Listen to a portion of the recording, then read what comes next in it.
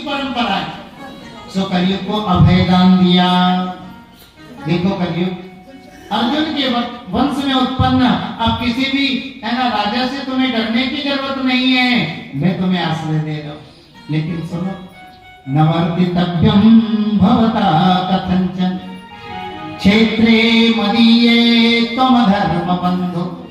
देखो जी, तुम अधर्म के मित्र हो, जहाँ तुम रहोगे वहाँ अधर्म रहेगा, इसलिए इस पृथ्वी पर जहाँ तक मेरा राज्य है इसे छोड़कर अन्यत्र चले जाओ, मैं तुम्हें अपने राज्य में रहने नहीं दूंगा।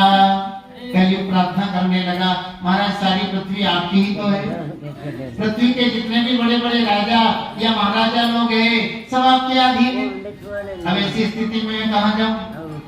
आप मुझे रहने के लिए कुछ स्थान बता दें जहाँ रह करके मैं आपकी आज्ञा का पालन कर सकूं।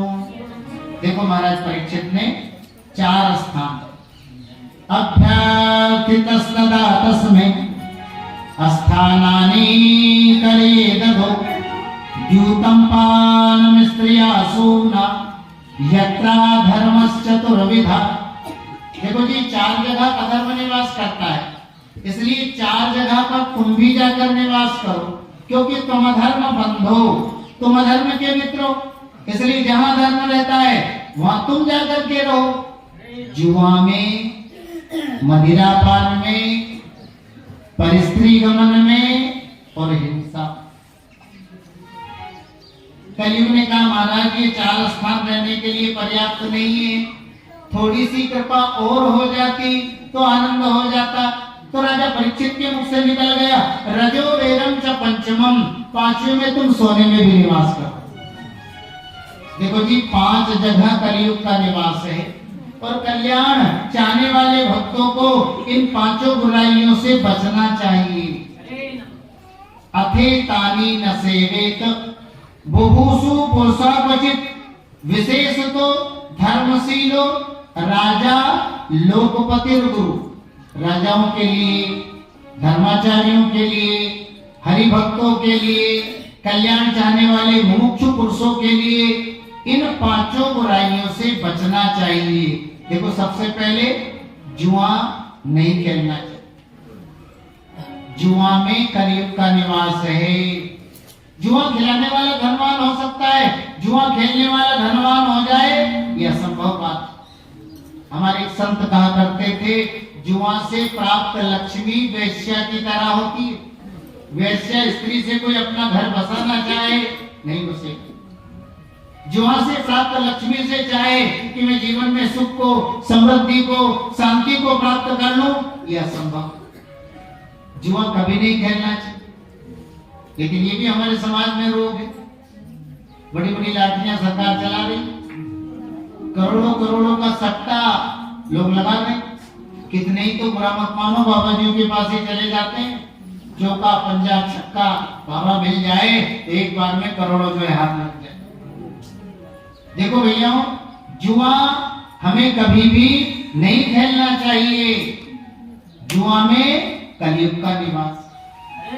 दूसरा पानम, मदिरापान भी नहीं करना चाहिए, बल्कि अब तो बुरा मत मानना संस्कारों का युग है, अपनी संस्कृति को, अपने संस्कारों को बचा के रखना है। तो पूरे समाज में, गांव में शराब प्रतिबंधित रखना चाहिए। सारे अवगुण मदिरा में निवास करते।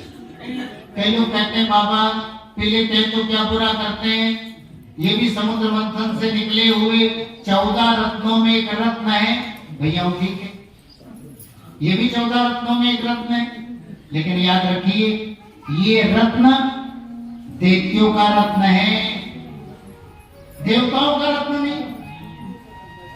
देखो जी, लक्ष्मी समृद्धि के लिए आती है और मदिरा विनाश के लिए आती है। आदमी समृद्धशाली कब बनता है? जो बोले जब संघर्ष करता, कोई मेहनत करेगा, परिश्रम करेगा, संघर्ष करेगा तो जीवन में लक्ष्मी आएगी। देवता और दैत्यों ने मिलकर समुद्र मंथन किया, मतलब मेहनत की, संघर्ष किया तो लक्ष्मी का आगमन हो। अब एक बात सुनो, मेहनत करके वो आगे बढ़ता ही जाएगा, बढ़ता ही जाएगा, बढ़ता ही जाएगा, तो नीचे कैसे गिरेगा?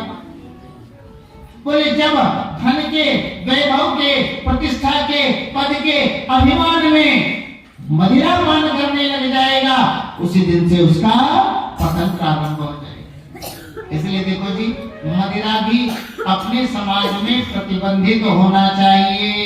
सारे अवगुण मदिरा में निवास करते। एक बार संतों से सुना,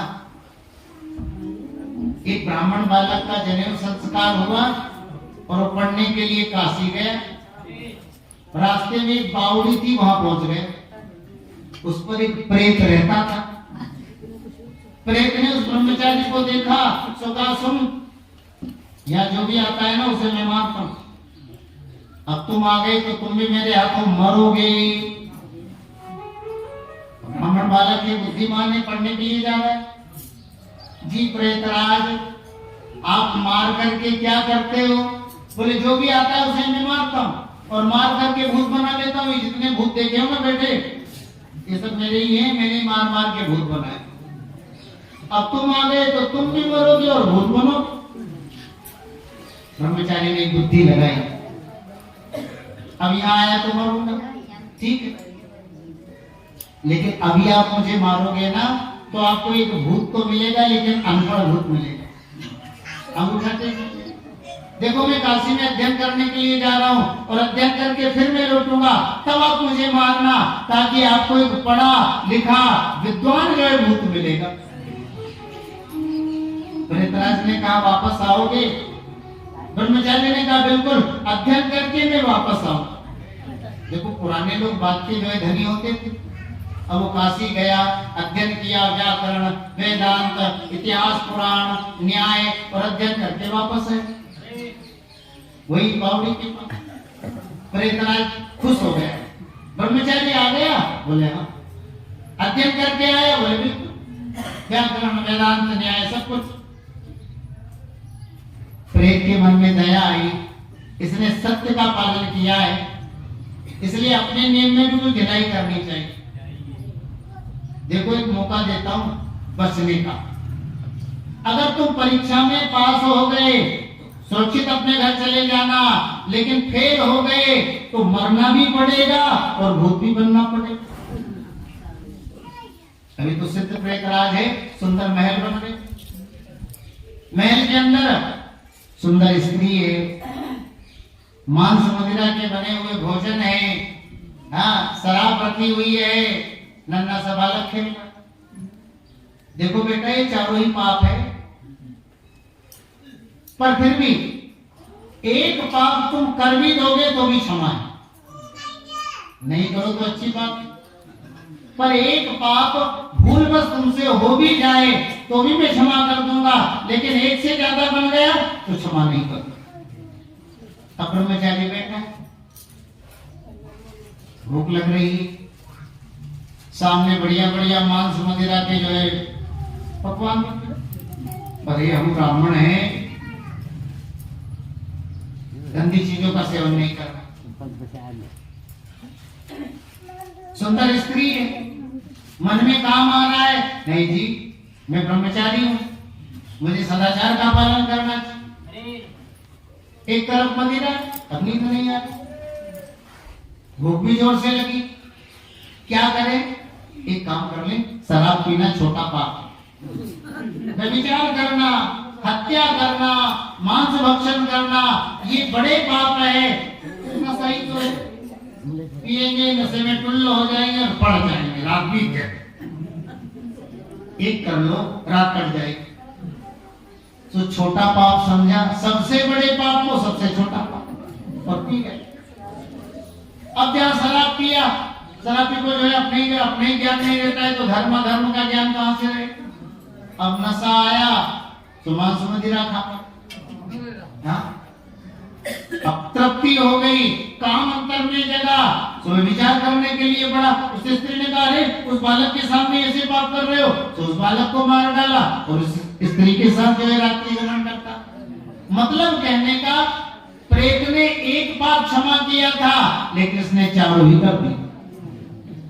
अब सवेरा हुआ जब प्रेतराज आया, अरे मैंने तो सोचा पढ़ लिख करके आया है, धर्मशास्त्रों का जानने वाला है, ज्ञानी है, विद्वान होगा, कोई पाप नहीं करेगा, और करेगा तो भी एक पाप करेगा, लेकिन तूने तो चारों ही कर डाले।